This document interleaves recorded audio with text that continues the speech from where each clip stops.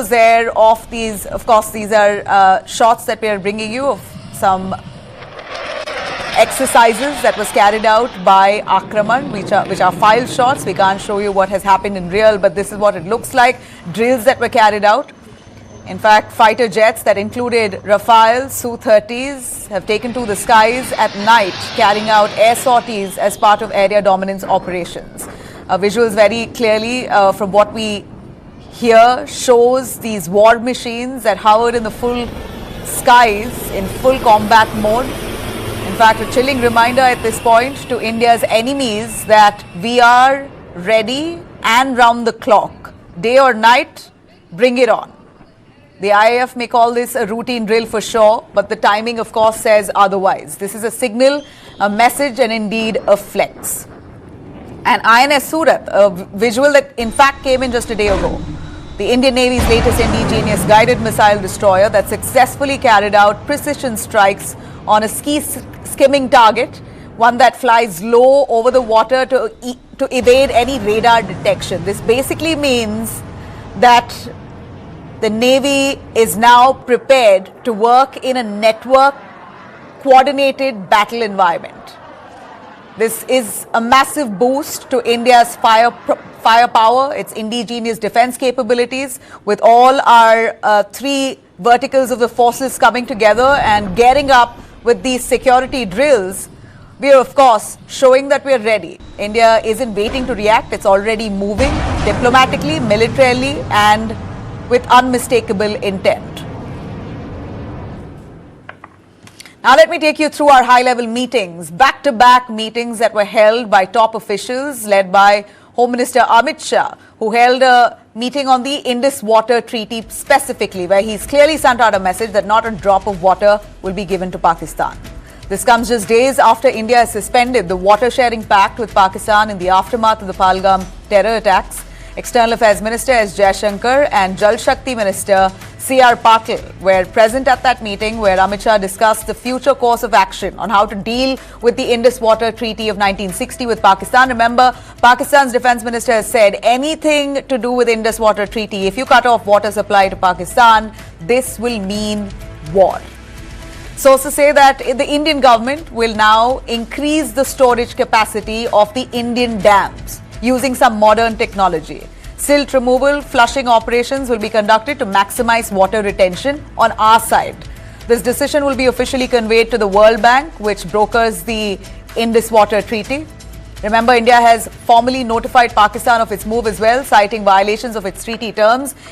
Pakistan, on its part, has never lived up to the terms of the treaty itself. In a letter to Pakistan, India's Water Resources Secretary, Devashri Mukherjee, has stated clearly that the ongoing cross-border terrorism from Pakistan targeting Jammu and Kashmir obstructs India's rights under the treaty. Amit Shah has also spoken with all chief ministers of the states in the country to identify Pakistani officials and nationals, most importantly, Pakistani nationals who may also be on medical visa. Remember, the diplomats already have been declared persona non grata, so they don't have any diplomatic immunity. They'll have to leave from India in the next 48 hours. But Pakistani nationals, many of them who may have come by on medical visas, will now have no more rights to stay in India. Of course, these are all part of countermeasures that India has taken to respond to Pakistan for that sponsored attack that killed 26 innocent people in Kashmir's Pahalgam. Now, taking you through in a clear signal of India's military prowess and its focus, here you had the Army Chief, General Upendra Dwivedi, today arriving in Srinagar. Very important and very telling of the kind of military preparations. The army is coming together, inspecting the spot and that entire area. We know some terror combing operations that were carried out whole of today. This visit, of course, comes right in time of the escalating tensions with Pakistan. Not just due to the massacre of civilians that happened in South Kashmir, but also the provocative movements along the line of control that still continues. There was fire that happened even today. General Dwivedi was received by senior military officials there in Jammu and Kashmir. He was briefed by the 15 corps commanders on intelligence, latest reports that they may have gathered, operational updates and measures taken to neutralize terrorists and the threats across Kashmir Valley. Top officials have informed Army Chief about recent ceasefire violations initiated by Pakistan along with the LOC, especially in sectors that have seen a sudden surge in infiltration attempts. Sources say firing was reported this morning as well, with Indian troops giving a firm and collaborated response. Indian Army presence in Srinagar right after Home Minister's visit there, underlining the seriousness and India's preparedness. Now, remember the operation to identify and eliminate those behind the April 22nd Pahalgam terror attacks. Massive search operation was carried out. And today, houses of suspected terrorists associated with multiple terror organizations were checked in parts of Shopian and in Kashmir. Massive search operations that was carried out in houses of the local handlers, where of course these are suspects that the security forces are looking into. They were located in different places of Avantipora. In fact, the operation is part of a wider security crackdown to track LET affiliated terrorists who may be currently residing in areas of Jammu and Kashmir. We saw earlier in the day, acting on specific intelligence, presence of some terrorists that they were tipped off on.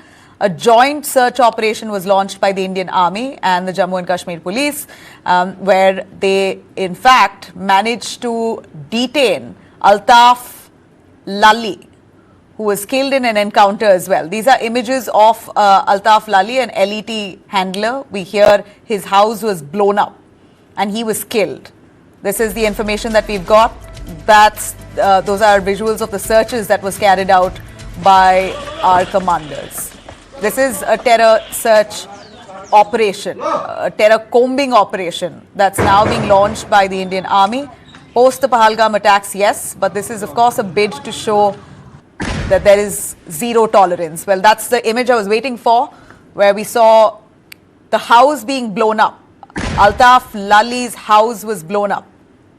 And these are the visuals that came in right from earlier today. It seems to have happened late last night, early hours of this morning, where searches were carried out and LET commander, top Lashkar-e-Taiba LET commander's associate, Altaf Lali, this is LET's handler we hear, his home was searched and blown up.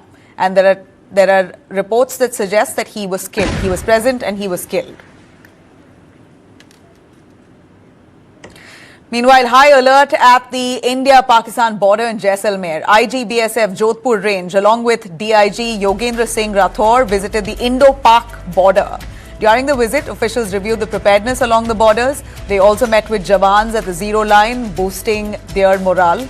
The officers visited villages near the border, interacted with locals to gather inputs. They also spoke to villagers to help identify any suspicious individuals. These are, of course, images that are quite telling to show how our forces at this point are on overdrive to crack down on any element of terror that exists.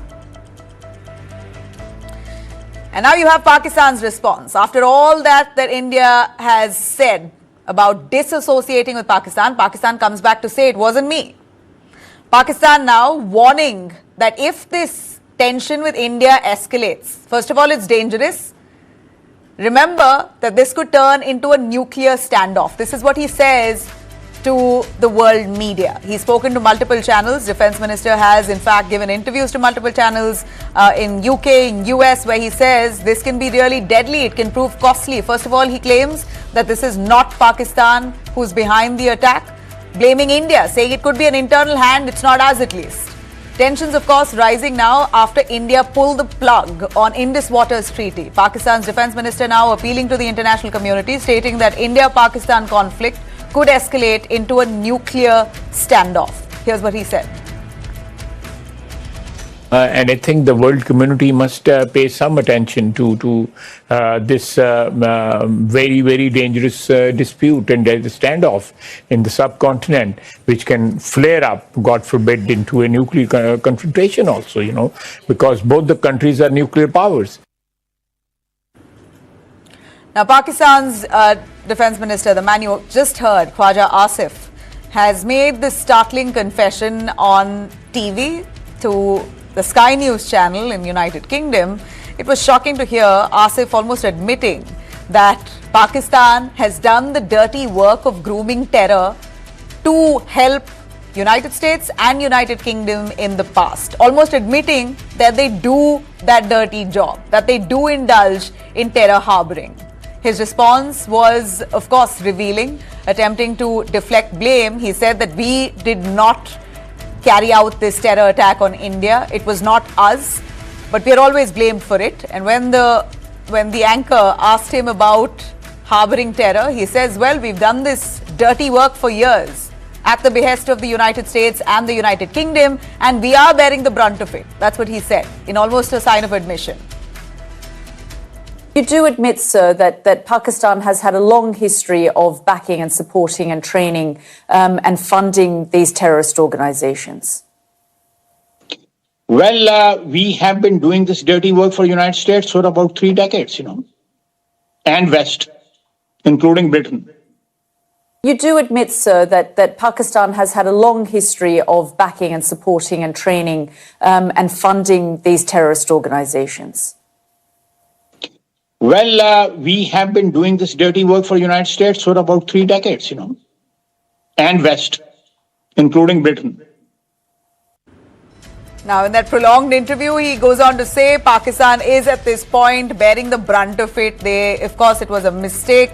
They are now facing the heat for what happened in the past. And then he constantly says it wasn't us. Pakistan was not responsible for this act of terror on India. In fact, the Pakistan government now, in a unanimous move, Pakistan's Senate has passed a resolution rejecting India's claims linking Islamabad to the deadly Pahalgam terror attack. Resolution condemns India's decision to also put Indus Water Treaty on hold, calling this a clear act of war. Now, the big question, of course, is Pakistan under stress. What kind of stress? It seems like they're being attacked, metaphorically, at this point, from all quarters and all corners. IED blast was reported in Quetta's Margat region that has killed 4 Pakistani soldiers today and injured 3. And this blast was claimed by the Balochistan militants. Pakistan is surrounded by enemies within and beyond. Its army now bleeds in its own backyard. To the east, Pakistan has India. That's now turning up the heat, military heat, quite literally, maybe for the first time in years.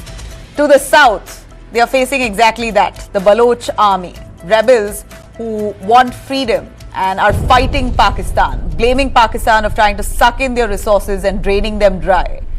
Now, Baloch has recently hijacked a train where several Pakistani soldiers were killed.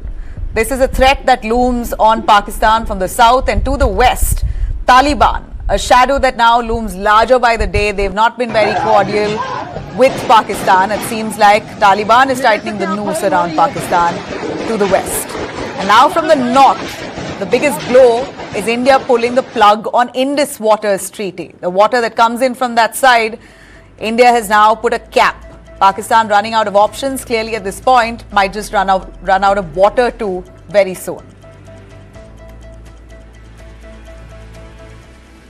Now, while India has taken a decision to scale down all kinds of diplomacy, one thing's for sure, the beating retreat ceremony at the Atari border will no more be so pompous.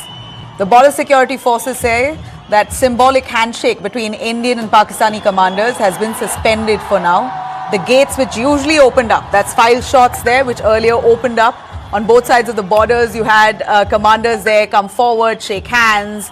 It was quite a fancy military beating retreat that we would see, showing that we are neighbors but not the most cordial, but yet at the same time, we have respect for one another. There was a time where Eid sweets were distributed. There was a time when Diwali sweets were distributed. They did share that much of cordial relationship. But in the last few years, that has stopped. It deteriorated altogether to a point now where the gates will no more open. Border Security Force says this symbolic handshake, it was very important, that symbolic handshake between Indian and Pakistani commanders has now been fully suspended. The gates will remain closed. This comes just a day after India shut down the Atari checkpost. And today we hear, in fact, just in the last 24 hours, that's yesterday and today, both days, the gates did not open, the handshakes did not happen. This is a calibrated effort, the BSF says, to ensure peace and to say that provocation will not be tolerated. Now, the global support that India gathers, remember, across borders, we have countries now standing in absolute solidarity without flinching an eye with India. From London to Washington, global voices now rising in solidarity with the victims of Pahalgam massacre.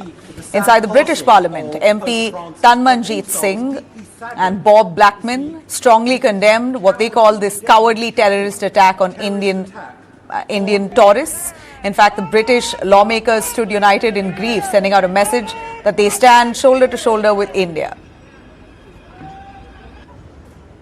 Deeply saddened this week with the cowardly, deadly, shocking terrorist attack on innocent tourists in Jammu and Kashmir. The families of the victims are very much in my prayers, and I sincerely hope that the perpetrators will be swiftly brought to justice. Does my right honourable friend, the Leader of the House, wish to take this opportunity on behalf of our Parliament to convey our heartfelt condolences to the Indian people and to condemn this callous attack? Now, former US Congresswoman Tulsi Gabbard, in a strongly worded post, has called this a horrifying act of terror. In fact, Tulsi Gabbard has clearly said that we will support India as you hunt down those responsible for this heinous attack, almost suggesting if India is resorting to military action, the United States stand with us. Now, following her, the US State Department weighed in. Spokesperson Tammy Bruce said United States has strongly condemned this act of terrorism, stands firmly with India in this moment of pain. Now, on to the terrorist attacks in Pahalgam. As President Trump and Secretary Rubio have made clear, the United States stands with India, strongly condemns all acts of terrorism. We pray for the lives of those lost and for the recovery of the injured, and call for the perpetrators of this heinous act to be brought to justice. Now, France has also denounced the attack, calling it a barbaric act, extending support to Indian authorities. Israel's foreign ministry, on the other hand, that's France's embassy there, putting out a strong message that they stand with India. You also had the same coming in from Israel foreign ministry, issuing a message of solidarity, reaffirming its deep counter-terror partnership with India. Nations may be divided by borders, but with condemnation, it's universal. And the world is watching. Of course, it's grieving and standing with us, but also ensuring that it will support us in case of an eventuality. This is a strong signal.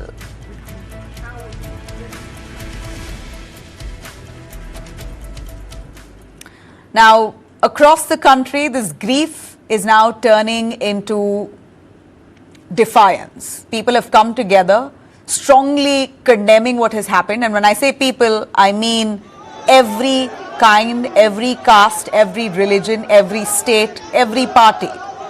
All the opposition parties collectively put together, different parts of the country came in solidarity. Even as I speak, the candlelight march is currently on. From Delhi to Patna, Hyderabad, different parts of India, you had protests, small and large, many of them holding candles, walking in the night to stand together in solidarity with the Pahalgam terror victims. These are images coming in from Hyderabad showing Revanth Reddy and Asaduddin Owaisi, two leaders who led this candle march in Hyderabad, walking shoulder to shoulder. Remember, I said across party lines. So you had the Congress also completely supporting the government's action against the terror organizations, and whatever India decides as a government on the whole, the opposition parties have decided to back it. Of course, a rare image of unity here in a otherwise deeply divided political spectrum. You had all those leaders coming together to condemn this unequivocally.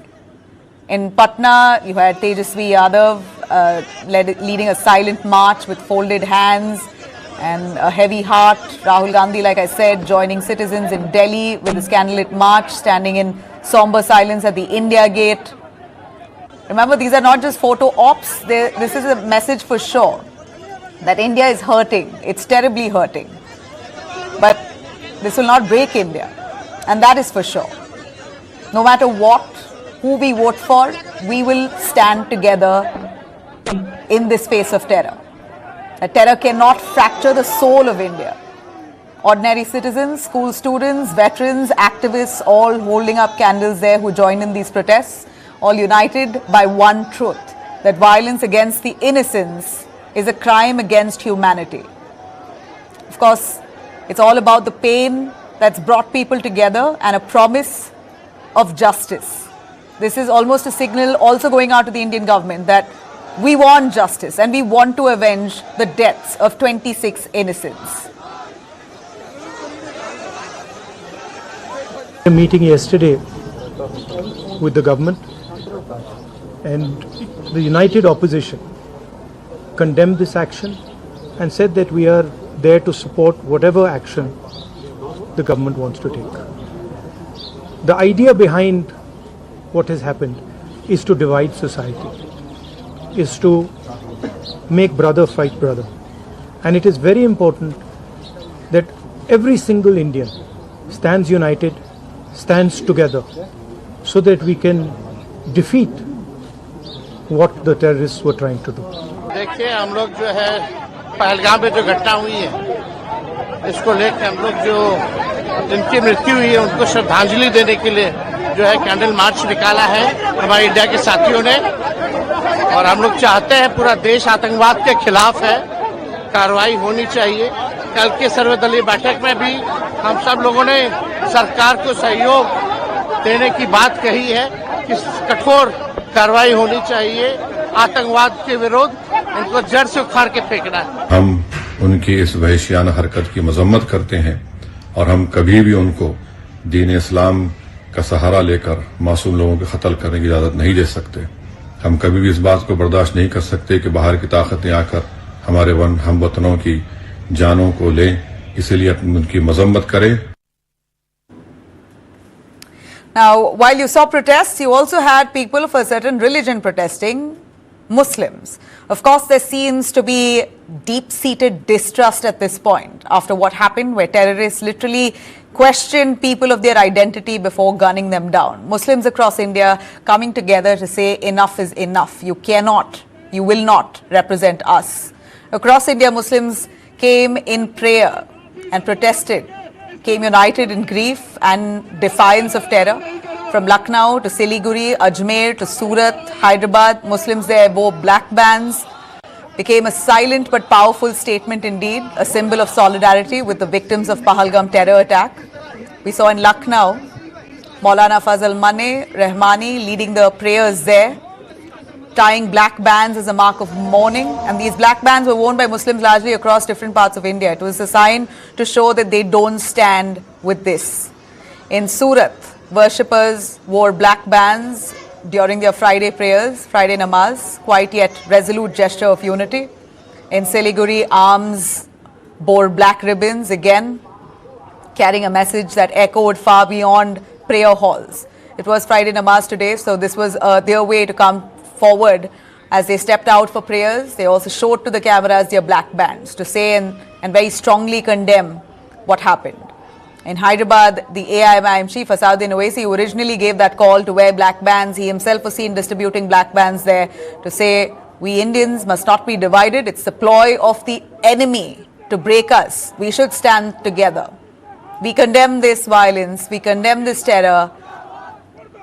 In fact, these are images that came in from far and wide. The message was clear, of course. Pain is felt deep within the hearts of every Indian, irrespective of religion.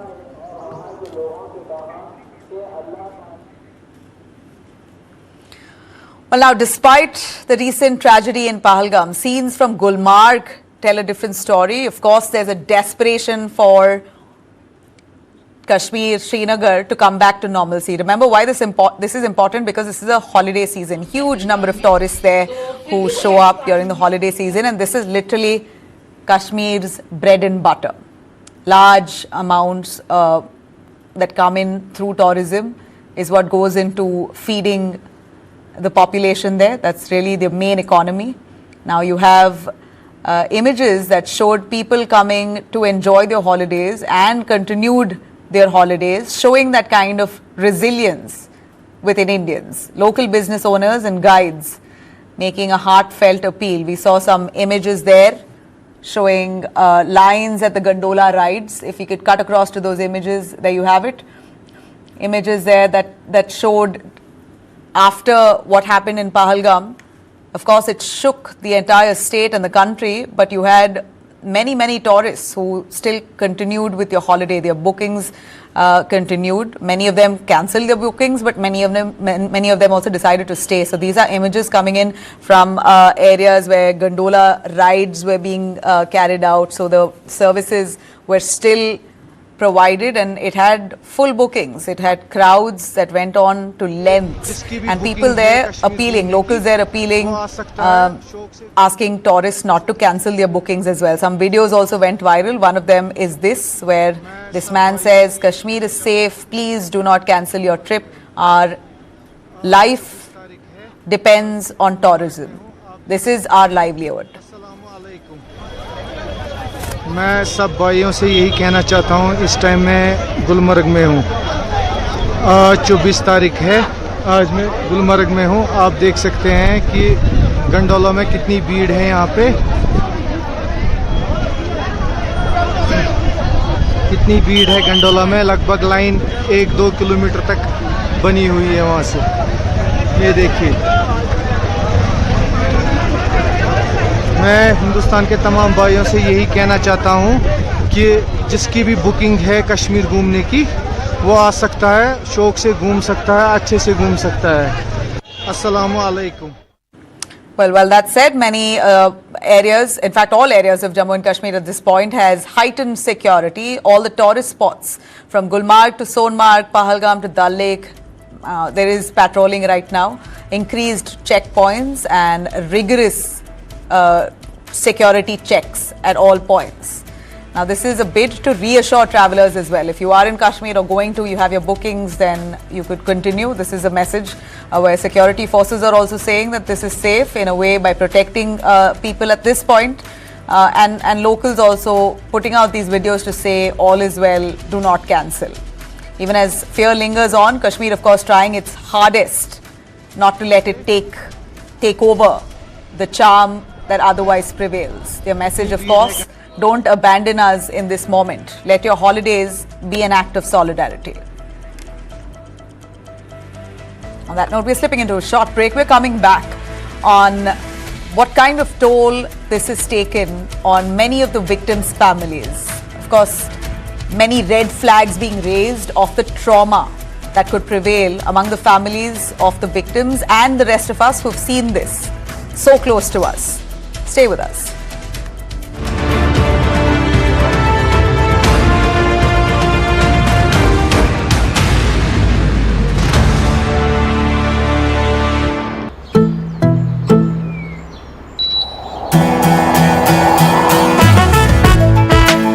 I need expert performance. I need my career.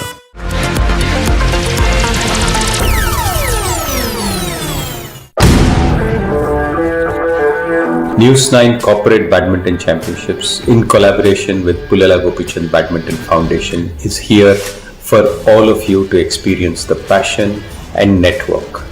This is a great opportunity to experience your childhood memories and also be part of a corporate event which enhances sportsman spirit in all of us.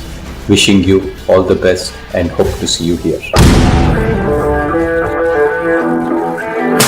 Presenting sponsor, Srinidhi University, Kindle the Light Within. Venue partner, Pullela Gopichand Badminton Academy, Hyderabad. You have donned many hats: screenplay writer, director, producer. But who is Kiran Rao? I am a speck and I am not even a blink in time. Your identity is always sort of defined by the men in your life.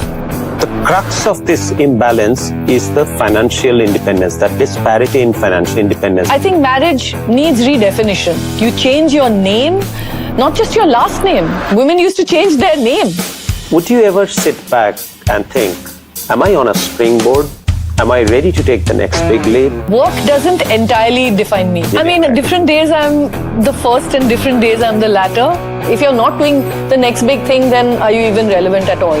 Watch Radico presents Duologue with Barun Das, Season 3, featuring Kiran Rao, at these times on News9. News9 English News as it should be.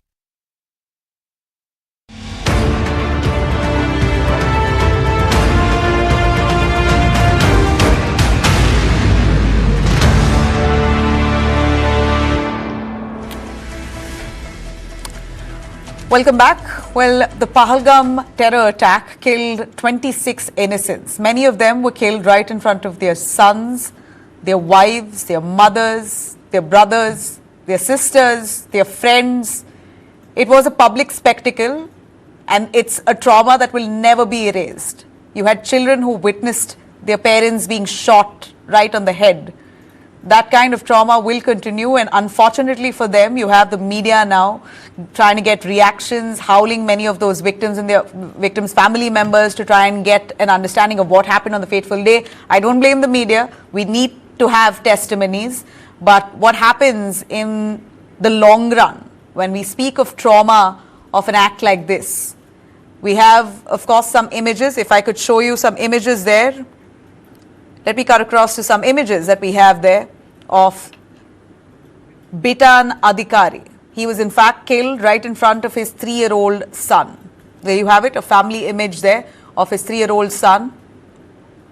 It was heartbreaking to see how the mother was grieving. She was in fact inconsolable, and the son was largely quiet. We saw the boy there who just did not speak. He's too young to speak, but you should know that he saw his father being shot right at the head. What happens to him and his mental health? If I could take you through another image, that's a wife where you had Suvendu Adhikari of West Bengal holding the son. He's in fact assured that he's going to help in every way, give every possible aid to the child. Alright, let me take you through Shailesh Bhai Kalathia. That's 44-year-old Shailesh, who was killed right in front of his son again. That's a family there. Images of his mortal remains being taken home. And that's that little boy. He's been speaking to the media extensively because there's really nobody to stop him. Father has died, the mother is grieving. The media is, of course, shoving mics at him, trying to get an understanding of what happened. The boy has been just innocently talking to the media and revealing everything that has been asked of him.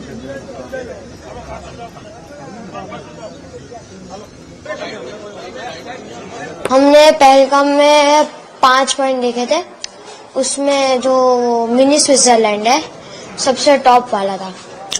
उधर हम गए थे, 10-15 minute ही रहे थे, भूख लगी थी तो खाना खा रहे थे, तभी गन फायरिंग की आवाज आई थी.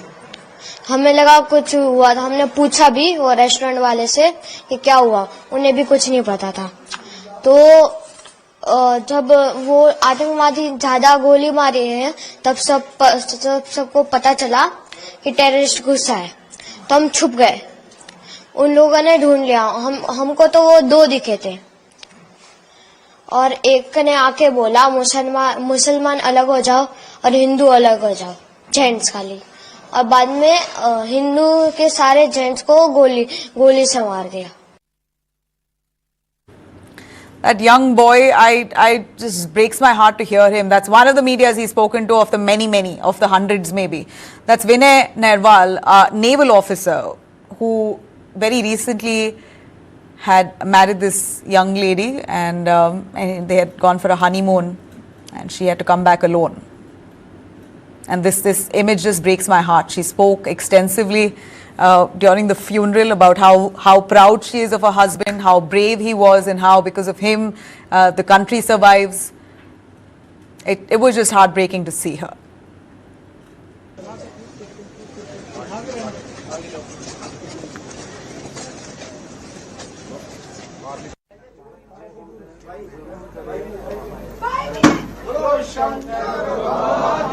Chandra, who was 62 years of age, he was killed in front of his daughter and his 2 grandchildren.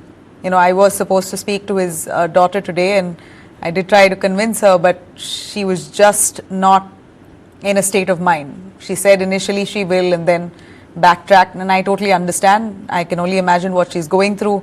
But at this point, the kind of media glare, the fact that the family members' pictures are all over, and it's not just the ones who have died, but the entire family's images are all over. So does this increase threat perception to these families? That's another aspect here that we should look into. Of course, we have our guests who join us to give us a little more in detail, but I'm going to first take it to our psychologist who joins us, our psychiatrist, Deepak Rajhera, Director and Chief Psychiatrist, Hope Care India. Thanks very much, Deepak. I'll also introduce Lieutenant General Arun Sahni, retired, former General Officer Commanding in Chief, Indian Army, and the President, Information Security Council of India. I also have General Raj Shukla, who's retired as former General Officer Commanding in Chief, ARTRAC.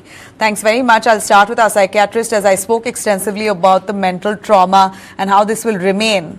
Deepak Raheja, we're seeing such media glare and spotlight on all the families there. The young child who's speaking to the media, he's being howled. I am guilty of it.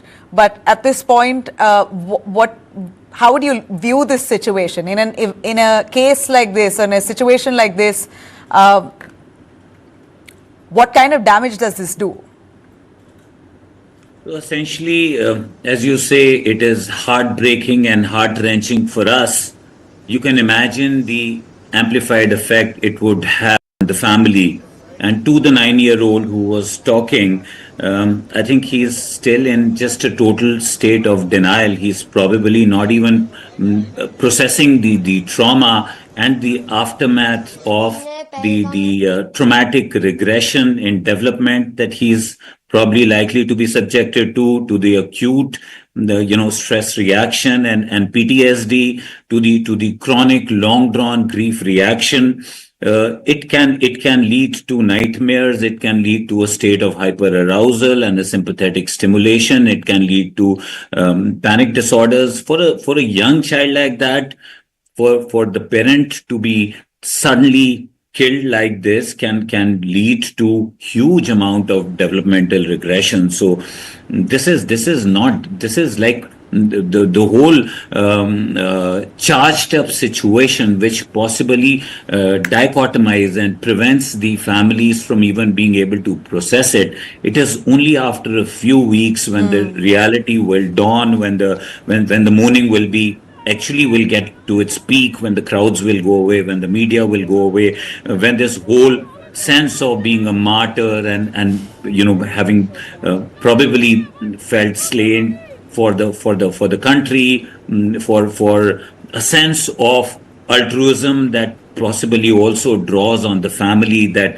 they want to be instrumental in bringing about a change. But when all this theater and this charged up energy goes away, which it will, that's when the reality begins to sink in. And these are people who are going to need very long drawn support in terms of grief counseling, in terms of support system, in terms of self-help groups that should come out of the sub community which is exposed to this trauma.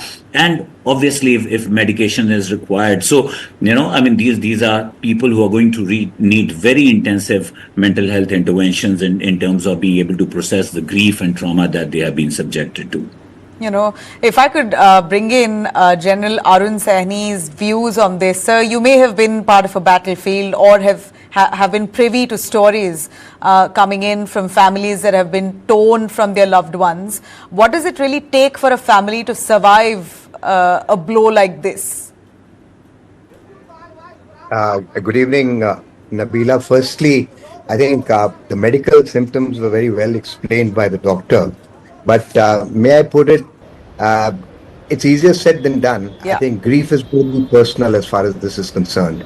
And I think he's correctly brought out, the younger child is the one who's going to be the most affected because as he grows up, this image will remain, and whether he becomes biased in his opinions as he grows up, it might manifest in that kind of a behavior pattern and his particular character trait.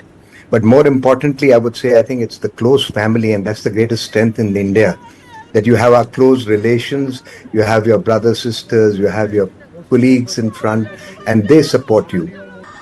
It's a little different for the army martyrs, because we do have the support structure of the armed forces, which actually treats every member like a family member. So whether you are there physically or not, your relationship with your kith and kin who have served in that same regiment or the same unit actually gives you the strength to be able to bear it much more, with a lot more of resoluteness and equanimity when you see an individual.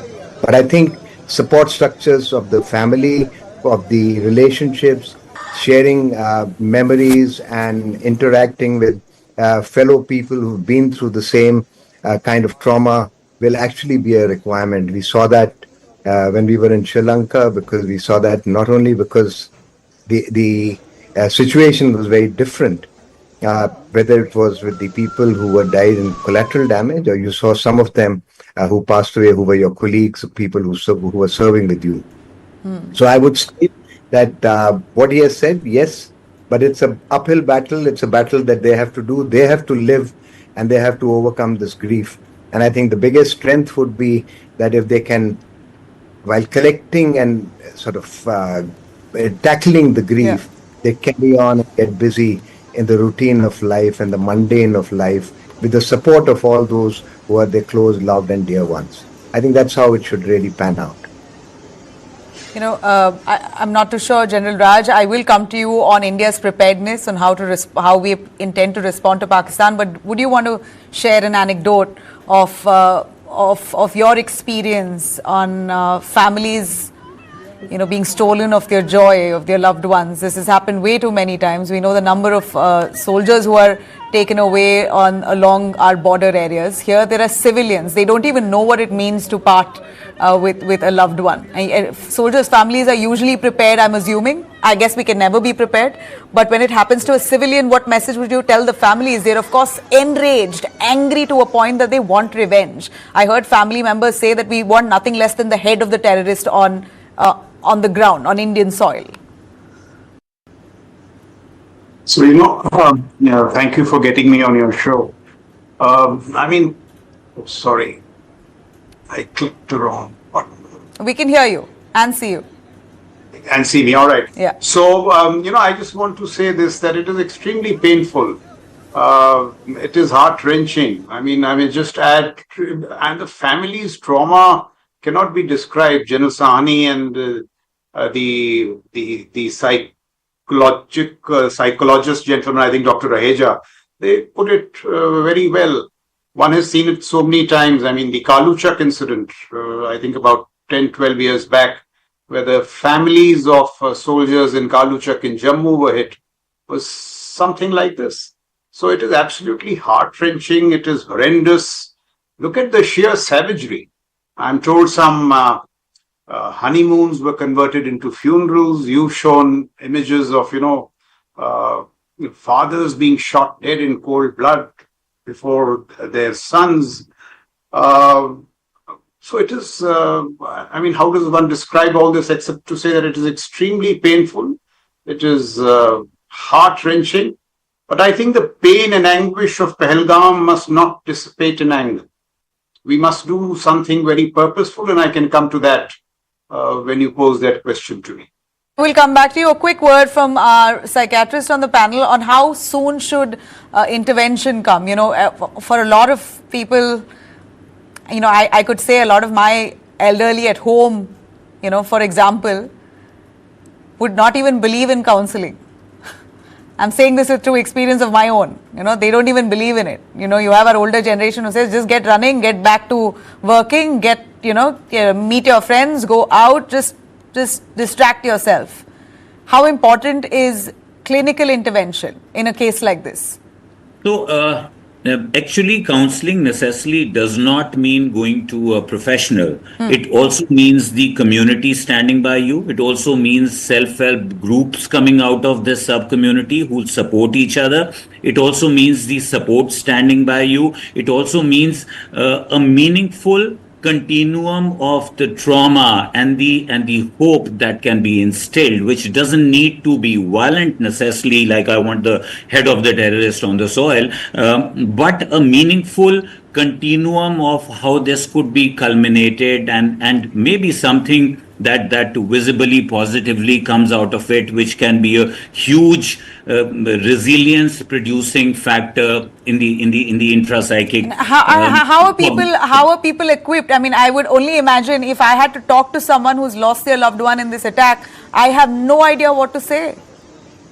So a lot of time a professional just starts by being there. It is not the words. It is being able to empathize, and that empathy becomes unconditional when you're not trying to put too many words into what you're trying to communicate. So it's just your body language, your eye contact, the fact that you truly care. And I think this sensitivity needs to be carried amongst all who are present there right now, from the state, representing the state, from the security system, the army, the policing, the state, the politician, the media. These are the first line contacts. And amongst, like I said, when all this dissipates, when everybody goes home in a couple of weeks and nobody is talking about it, that's when it will begin to hit the families hard. Yeah. Which is why in our culture, there is a Chautha and then there is a Termi, because these are very important landmarks. There is an anniversary, because that's when grief begins to catch you by surprise. You feel you've handled it, but it comes back with a vengeance. So it is important in continuation for us to create that support system within the society and give them being able to impart the mental health resilience so they can cope with it adequately. Right. Dr. Deepak, I really appreciate your time and your expertise on this. Thank you very much for joining us. Let me get back to General Raj Shukla. You wanted to add a point there. And of course, when you say meaningful response, what can be meaningful here? We see India's military drills that have begun. They are sharpening their arsenal, be it the Air Force, the Navy. There's action in every direction. What, in your sense, is meaningful response? Before the response, can I just add a thought? Sure, please crossed my mind. You see, Dr. Raheja is absolutely right. Once the immediate grief subsides and you get on with the normal challenges of life, that is when, it gets difficult for survivors of, those who have been so mercilessly killed. Now, I don't know how you can recreate it in the civilian system, but the army, because of its Poltons and its regiments, its battalion ecosystem, they will take care of these sons and daughters for life by, making them participate in every event, a major celebration, a wedding. So in that sense, the ecosystem helps them transit all the challenges of life. And so the loss of a father is substituted in many ways. It can never be, fully taken care of. Now, how do we do that in the civil system? I'm not too sure. But in the army, at least, that ecosystem has worked very well. That was just a thought. Right. Well, we've heard the doctor and you on this. If I could get to now our army's preparedness, General Arun, your take, a quick word on how, what approach is India considering? The Indus Water Treaty seems to be one aspect that has most hurt Pakistan, because you see huge protests, large-scale protests that have been launched by civilians in Pakistan, where they're condemning the government, and at the same time seem very frustrated with Pakistan as a nation at this point. The civilians itself are turning against their regime. Let me say, Nabila, the response has to be at two levels. Yeah. We have seen the issue as far as kinetic and non-kinetic is concerned. The non-kinetic has started, whether it's the Indus Water Treaty or the revoking of visas, sending back people, and actions which is the start of a large number of diplomatic and I'm sure economic initiatives that might come up over a period of time to make it hurt as far as Pakistan is concerned. But when we come into the realm of looking at a visible response, two things have to be very clear. I would like to divide it into two categories. The strategic response, that is where the political leadership comes up. The operational tactical actions that would happen, hitting camps, firing across, neutralizing people who are coming, will continue, which would, I'm sure, continue as has been the case now. But I think when you look at the strategic level, I think there you have to look at a kinetic response, which has to be visible, which has to have irrefutable evidence, and which has to be sustained. And it has to be now targeted at not just at the terrorist infrastructure, which is just the peripheral thing. If 10 go, 10 others will come in 10 days later. So that's not really the issue. I think the people who are concerned is the deep state, which is the Pak army, and the political hierarchy, which has been instrumental or party to these kind of decision making. How do you hit that? And I think the Indus Water Treaty indirectly is hitting it by the fact because you're targeting the Punjabi Mussalman. When you hit the Punjabi Mussalman, who's the dominant force as far as the current architecture is concerned in that country, you would have actually started hurting his economic interests, his other interests, as well as bring down the image. So I think targets that will have to be selected will have to be such that we impact these. Should it be Hafiz Saeed? Should it be Murid K? Should it be... Well, I think I'll leave it to the people who are currently in chair to take that formal decision. But I would say that it would have to be a high visibility target with which you can give irrefutable evidence. The second aspect that I would like to say, as far as the strategic targets are concerned, there are standoff and non-standoff weapons that you have. So it would be contact, non-contact. But the point that has to come in, and which is what these exercises and drills are indicating, that the armed forces will have to be prepared. We have to remember that when Russia-Ukraine war started, Russia went in hunky-dory with its integrated battle groups, thinking in the next 5 days they're going to be sitting in Kyiv. But the story turned out differently, because you had an enemy who has the capability to fight back. And today you're seeing nearly, literally 2 years down the line, a battle of attrition. So I think when you take this kind of a kinetic action, we will have to be prepared for a response which will come from Pakistan. And we have to make sure that we are well prepared to be able to gain in areas where we want to gain and ensure that we can resist them in areas where we might not want any of such gains to be materializing as far as the enemy is concerned. So I think when you are looking at it, the two issues remain. I think the Prime Minister will have to take a call, because any kinetic action will demand, get a reaction. And that reaction, how it will manifest, is something that we will have to play, and that is how they will have to select the target. So, the second issue is sustain. It cannot be a one-off like what had happened in Balakot or in surgical strike.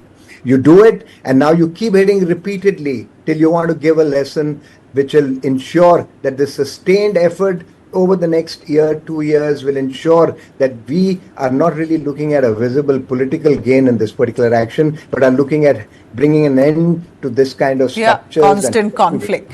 As we're to the end of the show, I'm going to end with General Raj. So your take on Pakistan's response. In fact, one of the interviews I hear, he says the world should be very closely watching this dangerous dispute. It could very well end with a nuclear face-off. These kind of alarming statements. Not sure where Pakistan gets the conviction to speak, but tell us on how this could really end. How do you envision this? So, Nabila, just let me make 4 quick points. How do I see the situation? One is that we must not understate the monumentality of the challenge. It is a monumental challenge. In fact, it is a seminal challenge for Indian statecraft. And let me tell you why and what we need to do. So first is this terror ecosystem of Pakistan held by General Asim Munir, architect-in-chief of this heinous act, sheer savagery, the religious targeting, this whole angle of communal terror. You know, firstly, he was responsible for dog whistling this, his so-called Takrir of 16th April. And for all the reasons that we have just discussed, for the visuals that you showed, this has taken terror to a new low, even by the lowly metrics of Pakistani terror. So that has to be understood. Because of this, Pakistan has left the Indian state with no option but to respond. And that response has to be of such a nature that it restores deterrence. The Balakot-induced deterrence seems to have worn off. Now how do you restore deterrence? By making sure that all that you do takes out of the Pakistani mind space one thing, that terror cannot be used as a tool of statecraft. 2 things. One is what we've done, these diplomatic measures, hard things like the Indus Water Treaty. Pakistan is rattled, all this nuclear stuff is a sheer bogey. because he's rattled. And the second point I would like to make is that there will be a bevy of responses, but this time at the forefront of this bouquet of responses has to be calibrated kinetics. It has to be delivered to teach Pakistan a lesson. Now, in this kinetics, there are a range of options across domains. General Sani was speaking about them. There are number of instruments. There are options in the escalatory ladder. There are wise people to make those choices. We will maximize lethality, de-risk them. At the end of the day, if our larger statecraft could also consider this, our targeting array needs to target not only the terror camps, but ISI installations, command centers. And ultimately, if we can make this point, because the diplomatic space seems to be in our favor, to get the international community to this, that the Pak army, the ISI, and the architect-in-chief, they are part of this terror apparatus. And this terror apparatus has to be isolated. Now, this is a huge challenge, and therefore it's a seminal moment before our statecraft. But I think under a very strong political leadership, it is eminently doable. We didn't ask for this. We've been severely provoked, and we need to respond. A tough stand that India has to take, and it seems like the Indian government at this point has shown the resolve. I really appreciate your time for joining us. Thank you very much, both of you. All right, we will continue tracking updates coming in on the Pahalgam terror attack. But for now, it's a wrap from me. Thanks very much. I'll be back right here, same time on Monday. Have a great weekend.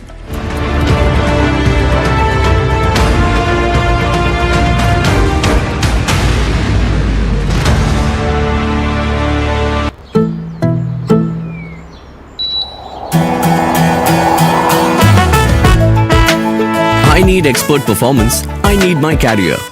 बढ़ता है, खेलता है, झूलता, उछलता है, दौड़ता, कभी कभी दौड़